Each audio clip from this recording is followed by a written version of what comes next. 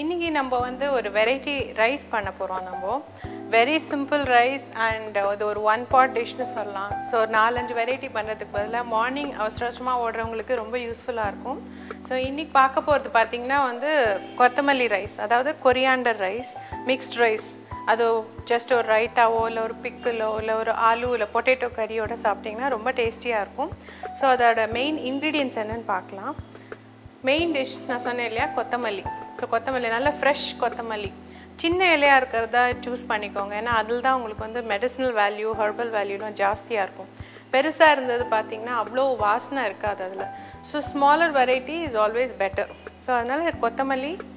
அப்புறம் ஸ்பைசஸ் பார்த்திங்கன்னா உங்களுக்கு வந்து 2 வெரைட்டியான தால் எடுத்திருக்கேன். அது கடலைப்பருப்பு அண்ட் உளுத்தம்பருப்பு கொஞ்சம். இது வந்து கொஞ்சம் சவுத் இந்தியன் வெரைட்டி தான்.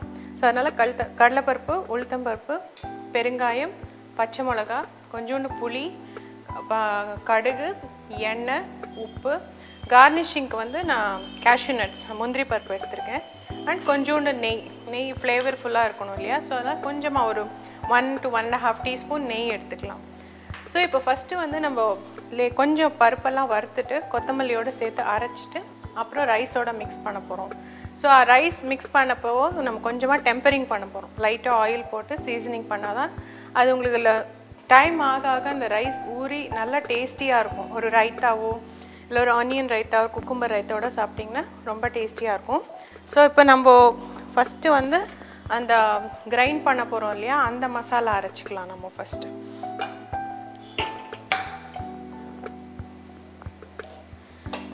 ஸோ இது பார்த்திங்கன்னா மார்னிங் ஒர்க்கிங் உமனுக்குலாம் அது ரொம்ப யூஸ்ஃபுல்லாக இருக்கும். ஏன்னா லைக் சாம்பார் ரசம் பண்ணி புளி கரைச்சி ஊற்றி அதுக்கப்புறம் தனியாக ஒயிட் ரைஸ் வச்சு மிக்ஸ் பண்ணுறதுக்கு இந்த மாதிரி ஒன் பாட் டிஷ்ஷாக பண்ணிங்கன்னா ஈஸியாக இது ஒரு ரைத்தா இல்லை ஒரு பப்படமோ இல்லை ஒரு அரிசி அப்பளமோ அந்த மாதிரி வச்சு சாப்பிட்டிங்கன்னா ரொம்ப டேஸ்டியாக இருக்கும். ஸோ பேன் கொஞ்சம் சூடான அப்புறம் எனி ஆயில் எடுத்துக்கோங்க. நல்லெண்ணெய் கூட டேஸ்டியாக இருக்கும், குக்கிங் ஆயில் டேஸ்டியாக இருக்கும். இதுக்கு நோ ரெஸ்ட்ரிக்ஷன்ஸ் ஆக்சுவலி. ஏன்னா நம்ம தால் வறுக்கிறதுக்கு தான், பருப்பு இதெல்லாம் வறுக்கிறதுக்கு தான். ஸோ நான் ஒரு 2 டீஸ்பூன்ஸ் ஆயில் ஊற்றிக்கிறேன்.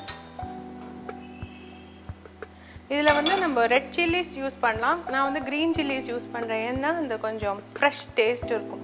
அண்ட் எல்லாமே க்ரீனாக இருக்கணும்னு பார்த்தேன், நான் கலர்ஃபுல்லாக இருக்கணும்னு சொல்லிட்டு. ஸோ அதனால தான் க்ரீன் சில்லிஸ் யூஸ் பண்ணுறேன். சப்போஸ் க்ரீன் சில்லிஸ் சில பேர்த்துக்கு ஸ்டமக் அப்செட் அந்த மாதிரி இருந்துச்சுன்னா யூஸ் ரெட் சில்லிஸ். அதுவும் உங்களுக்கு டேஸ்ட் நல்லாயிருக்கும். ஸோ எண்ணெய் சூடாயிடுச்சு, சிஸ்லிங் சவுண்ட் வருது. எவ்வளோ காரத்துக்கு ஏற்ற மாதிரி போட்டுக்கோங்க. நான் வந்து ஒரு 1.5 போடுறேன், லைக் ஒரு 3/4 கப் குக்டு ரைஸ்க்கு. ஸோ அதோட உளுத்தம்பருப்பு பார்த்திங்கன்னா ஒரு 1 டேபிள் ஸ்பூன். 3 டீஸ்பூன் வந்து ஒரு டேபிள் ஸ்பூன் வரும் உங்களுக்கு ஆக்சுவலி. அண்ட் கடலைப்பருப்பு கொஞ்சம், அது சேம் அமௌண்ட். நல்லா இது கோல்டன் ப்ரௌனாக வறுத்துக்கோங்க. இதில் பார்த்தீங்கன்னா உங்களுக்கு தேங்காய் கிடையாது. So if you are very health conscious and scared, பயம் வேண்டாம். பட் தேங்காய் பார்த்தீங்கன்னா ராவாக சாப்பிட்லாம், நோ ப்ராப்ளம். ஒன்லி குக்டாக சாப்பிட்டிங்கன்னா அந்த ஃபேட் வந்து இட் சேஞ்சஸ் இட்ஸ் காம்போசிஷன். அப்போ உங்களுக்கு யூ மைட் பி வரி. ஸோ கொஞ்சமாக தான் போடுறதுனால சீக்கிரமாக உங்களுக்கு கோல்டன் ப்ரௌன் ஆகிடும். ஸோ ரொம்ப நேரம் வறுக்கணும்னு தேவையில்லை. இந்த ஸ்டெப் வந்து நீங்கள் ப்ரீவியஸ் டே நைட்டே பண்ணி வச்சிட்டிங்கன்னா நெக்ஸ்ட் டே வந்து உங்களுக்கு ஈஸியாக இருக்கும். இன்ஃபேக்ட் த ஹோல் மசாலா மொதல் நைட்டே பண்ணி வச்சுடுங்க. நெக்ஸ்ட் டே ரைஸ் வச்சு நீங்கள் ஜஸ்ட் மிக்ஸ் பண்ணி எடுத்துகிட்டு போயிடலாம். ரொம்ப ரொம்ப ஈஸி இது, ரொம்ப டேஸ்டியாக இருக்கும். ஸோ கொஞ்சம் இதோட பெருங்காயம் ஆட் பண்ணிக்கிறேன். கட்டி பெருங்காயம் கிடச்சிதுன்னா ட்ரை பண்ணுங்கள், ஏன்னா நல்லா டேஸ்டியாக இருக்கும். என்னதான் அந்த பொடியோட இது இந்த ஆத்தென்டிக் ஃப்ளேவர் கிடைக்கும் உங்களுக்கு. இப்போ நான் கேஸ் ஆஃப் பண்ணிடுறேன், ஏன்னா அது நல்லா கோல்டன் ப்ரௌன் ஆயிடுச்சு. அண்ட் புளி வந்து நம்ம தண்ணியில் கொஞ்சம் ஊற போட்டு வச்சுருக்கேன், அதனால் டைரெக்டாக மிக்சியில் போட்டு நம்ம அரைச்சிக்கலாம். கொத்தமல்லி வந்து பார்த்திங்கன்னா ராவாக தான் நான் வந்து யூஸ் பண்ண போகிறேன். அண்ட் அப்சல்யூட்லி அது வந்து நம்ம குக்கே பண்ண போகிறதில்ல நான் இதில். ஏன்னா அதோட எல்லா நியூட்ரியன்ஸும் அப்படியே வித்ஸ்டாண்ட் பண்ண போகிறோம் நம்ம. இதோட ரா கொத்தமல்லி ஆட் பண்ண போகிறேன் நான். நல்லா நிறையவே ஆட் பண்ணிக்கோங்க, ஏன்னா உங்களுக்கு அரைச்சப்புறம் எல்லாம் குறைஞ்சி போயிடும். நல்ல ஒரு பிக் பஞ்ச் தண்ணி விட்டு அரைச்சிக்கலாம். நம்ம கொஞ்சம் கொஞ்சமாக வேணால் போட்டுக்கலாம், மிக்ஸி லைக் ஸ்மாலாக இருந்துச்சுன்னா. அண்ட் புளி, ஏன்னா அந்த புளிப்பு தன்மை வேண்டியிருக்கும் இல்லையா. அப்படி புளி பிடிக்காதவங்க வந்து இந்த ஸ்டெப்பை ஸ்கிப் பண்ணிவிட்டு இதை ஃபுல்லாக பண்ணிவிட்டு லாஸ்ட்டில் லெமன் பிழிஞ்சிக்கோங்க கேஸ்லேருந்து இறக்கினப்புறம். ஸோ நான் அந்த புளி தண்ணியை தான் இதை அரைக்கிறதுக்கும் யூஸ் பண்ண போகிறேன். இதுலேயே சால்ட்டும் ஆட் பண்ணிடலாம். சாதத்துக்கு வேண்டிய சால்ட் இதுலேயே ஆட் பண்ணிட போகிறேன் நான். கொஞ்சமாக ஆட் பண்ணிக்கோங்க, ஏன்னா ஆல்வேஸ் சால்ட் வந்து நீங்கள் அப்புறமா அட்ஜஸ்ட் பண்ணிக்கலாம். முதல்ல ஜாஸ்தி ஆட் பண்ணிட்டோன்னா it's hard to remove.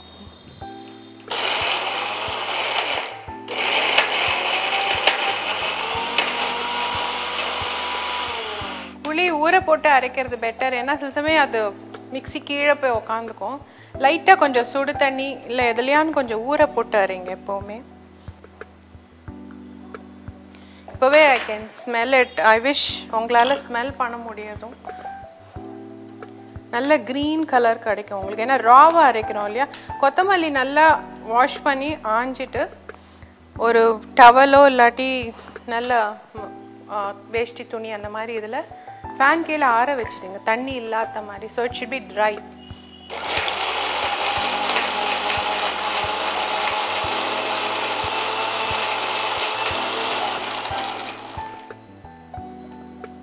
So பார்த்தீங்கன்னா உங்களுக்கு நல்லா சட்னி மாதிரி ஆயிடுச்சு. ஸோ இதை நம்ம அப்படியே ஹோல்ட் பண்ணி வச்சுக்கலாம். அதுக்குள்ளே நம்ம கார்னிஷிங்க்கு வந்து முந்திரி வறுத்துட்டு தென் சாதத்தில் போட்டு பிசைய வேண்டியதுதான்.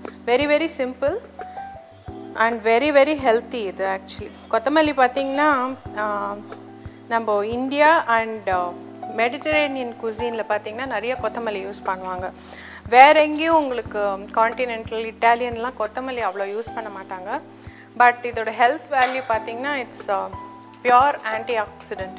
அதாவது உங்களுக்கு ஏஜிங் ப்ராசஸ் குறைக்கும், கிட்னிக்கு ரொம்ப ரொம்ப நல்லது, அண்ட் வைட்டமின் ஏ ஃபார் கண்ணுக்கு, அண்ட் இந்த மாதிரி நிறைய சொல்லிகிட்டே போகலாம் ஹெல்த் பெனிஃபிட்ஸ்.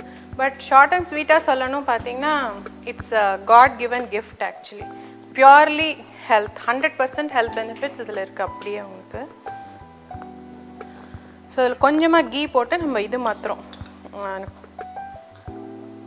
கேஷ்யூ நட்ஸ் இருக்கு இல்லையா, முந்திரி, அது லேசாக கோல்டன் ப்ரௌனாக வறுத்துக்கலாம். நம்ம கேஷ்யூஸ், பாதாம், எனிதிங் இஸ் ஃபைன். இது வேண்டான்னு நினைக்கிறவங்க அப்படியே ஒமிட் பண்ணிடலாம், நோ ப்ராப்ளம். ஸோ கொஞ்சம் கோல்டன் ப்ரௌன் ஆனப்புறம் இதை ரிமூவ் பண்ணிவிட்டு இதே பாட்டில் கொஞ்சம் எண்ணெய் போட்டு நம்ம டெம்பர் பண்ணி இது மிக்சியில் அரைச்ச சட்னியை போட்டு மிக்ஸ் பண்ண போகிறோம்.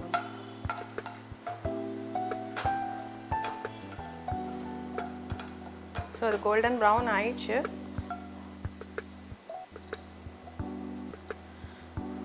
அண்ட் இதுக்கு ரொம்ப எண்ணெய் தேவைப்படாது, இதுலேயே கீ இருக்கிறதுனால நான் திருப்பி எண்ணெய் ஆட் பண்ண போகிறதில்ல.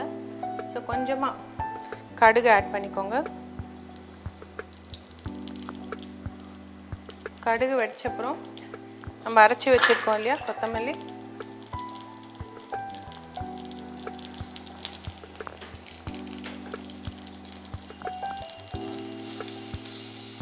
நல்லா வாசனையாக இருக்கும் உங்களுக்கு இது.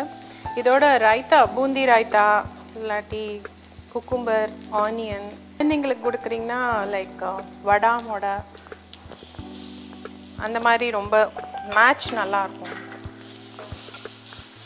லேசாக வதக்கிக்கோங்க, ஏன்னா இந்த இதை ஆல்ரெடி நம்ம பாக்கியெல்லாம் குக் பண்ணது தான். கொத்தமல்லி தான் உங்களுக்கு ரா இன்க்ரீடியன்ட் இதில்.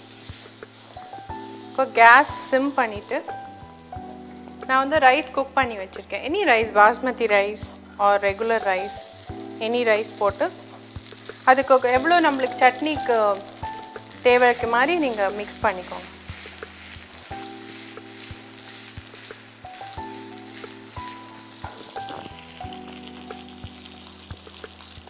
நல்லா கலந்து விட்டுருங்க. அது ஈவனாக ஒரு கிரெயினும் கோட் ஆகிற மாதிரி.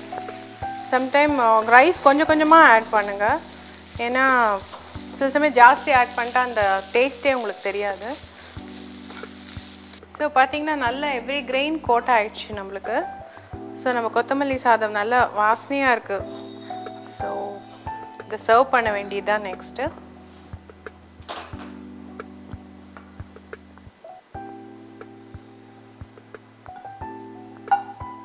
நீங்கள் பாஸ்மதி ரைஸில் பண்ணாலும் நல்லா உதிரி உதிரியாக வரும். ஆர் ரெகுலர் நம்ம ரைஸே கொஞ்சம் தண்ணி குறைச்சி வச்சுருங்க. ஸோ அப்போ உங்களுக்கு வந்து நல்லா உதிரியாக இருக்கும்.